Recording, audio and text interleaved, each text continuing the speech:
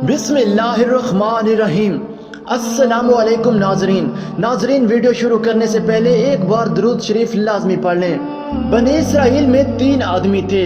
उनमें से एक आदमी के चेहरे पर बरस के दाग थे, दूसरे के सर पर बाल नहीं थे और तीसरा आंखों से अंधा था।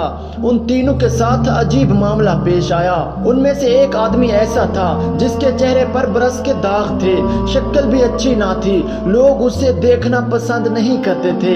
महफिल में बैठकर वो अपने आप को मुजरिम की तरह महसूस करता था, इसलिए बड़ा परेशान फिरता था। उसका कारोबार भी नहीं चलता था।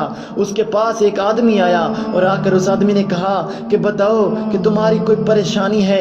ये कहने लगा, हाँ बड़ी परेशानी है। पूछा, कौन सी परेशानी है? वो कहने लगा, अल्लाह ताला मेरे बरस के दाग ठीक कर दे, मेरा चेहरा इस काबिल हो कि मैं लोगों में इज्जत के साथ बैठ सकूं, और अल्लाह ताला मेरा कारोबार ठीक कर दे ताकि मैं इज्जत की रोजी खा सकूं। मेरे लिए यही काफी है। चुनाचा उस आदमी ने दुआ की। अल्लाह ने उस बंदे के बरस की बीमारी को दूर कर दिया और उससे एक ऊँटनी अता की। ऊँटनी की नस्ल इतनी बड़ी कि हजारों ऊँटों और ऊँटनियों का मालिक बन गया। उसका शुमार अमीर आदमियों में होने लगा। फिर वो आदमी दूसरे के पास गया जिसके सर पर बाल नहीं थे। लोग उसका मजाक उड़ाते रहते थे और उसे गंजा कहते थे। कारोबार भी अच्छा नहीं था, लिहाजा परेशान भी रहता था। उस आदमी ने पूछा, सुनाओ भाई तुम्हारा क्या हाल है? वो कहने लगा, बस एक तो सर पर बाल ना होने की वजह से परेशान हूँ, दूसरा कारोबार ना होने की वजह से परेशान हूँ। उस आदमी ने कहा, अच्छा अल्लाह तुम्हारे सर पर खूबसूरत बाल उगा दे कि तुम देखने में खूबसूरत नजर आओ, और अल्लाह तुम्हें अच्छा कारोबार अता करे। चुनाचा उसके सर पर खूबसूरत बाल आ गए और अल्लाह ताला ने उसको एक गाय अता की। गाय की नस्ल इतनी बड़ी कि हजारों गायों का वो मालिक बन गया और वक्त के बड़े अमीर आदमियों में उसका शुमार होने लग गया।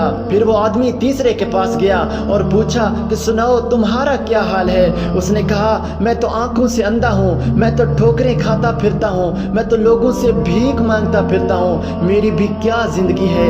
दुआ करो अल्लाह ताला मुझे बिनई अता फरमा दे। उसको अल्लाह ताला ने बिनई भी अता फरमा दी और उसको एक बकरी अता की। उस बकरी का रेवड़ इतना बड़ा कि वो हजारों बकरियों का मालिक बन गया। उसका शुमार भी अमीर कबीर आदमियों में होने लगा। कई सालों नेमतों में गुजर गए। लोगों में बड़े चर्चे, बड़ी इज्जतें कि फलां तो चौधरी साहब हैं, फलां तो नवाब साहब हैं, फलां तो राना साहब हैं। उनका रहन सहन अमीराना बन गया। बड़े नौकर चाकर हो गए, दुनिया के मकान और महल बना लिए थे, बड़े इज्जतों की जिंदगी गुजारने लगे और वक्त के साथ साथ गफलत का शिकार हो गए। जब काफी अरसा गुजर गया तो वही फरिश्ता पहले के पास आया और कहने लगा, मैं मोहताज हूँ, मैं गरीब हूँ, मैं आपके पास आया हूँ। एक वक्त था जब आपके पास कुछ नहीं था, अल्लाह ने आपको सब कुछ अता कर दिया, आप मुझे उसी के नाम पर कुछ दे दें। ये सुनकर उस आदमी को बड़ा गुस्सा आया। कहने लगा, तुमने ये क्यों कहा कि एक वक्त था जब तुम्हारे पास कुछ नहीं था? मेरा दादा अमीर, मेरा बाप अमीर और मैं खुद अमीर। मैंने बचपन में फलां जगह जिंदगी गुजारी, मैं तो सोने का चम्मच मुंह में लेकर पैदा हुआ था, मैंने तो बचपन से दौलत देखी है। अरे मैं तो खानदानी अमीर हूँ, तुम कैसी बातें करते हो? तुमने लोगों के सामने ये बात करके मेरी बेइज्जती कर दी। उसने कहा, अच्छा फिर जैसे तुम पहले थे अल्लाह तुम्हें वैसा ही कर दे। ये कहकर वो आदमी चला गया।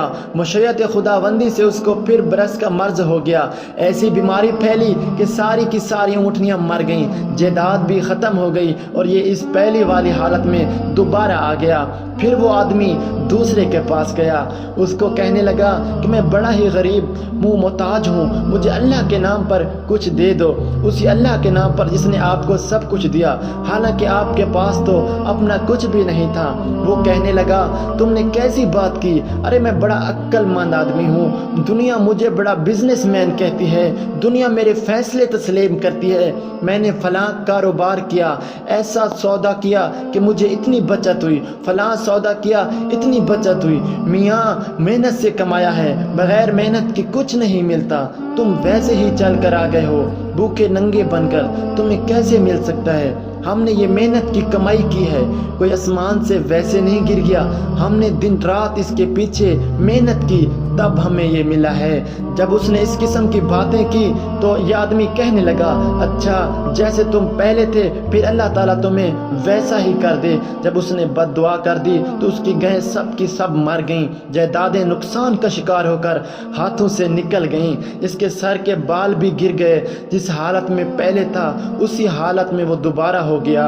پھر وہ تیسرے آدمی کے پاس گیا اور اس سے جا کر کہا، میاں میں محتاج ہوں، میں غریب ہوں، مجھے کچھ دے دو، اسی اللہ کے نام پر جس نے آپ کو سب کچھ دیا، حالانکہ آپ کے پاس تو کچھ بھی نہیں تھا۔ جیسے ہی اس نے یہ بات کہی اس آدمی پر عجیب سی کیفیت طاری ہوئی، آنکھوں سے آنسو آنے لگے اور کہنے لگا، بھائی تم بالکل ٹھیک کہتے ہو، میں تو اندھا تھا، میں تو لوگوں کے سامنے ہاتھ پھیلایا کرتا تھا، میں تو در بدر کی ٹھوکریں کھاتا پھرتا تھا، میری دنیا ویران تھی، میں بھیک مانگتا تھا، لوگوں کے سامنے کشکول پکڑ کے جایا کرتا تھا۔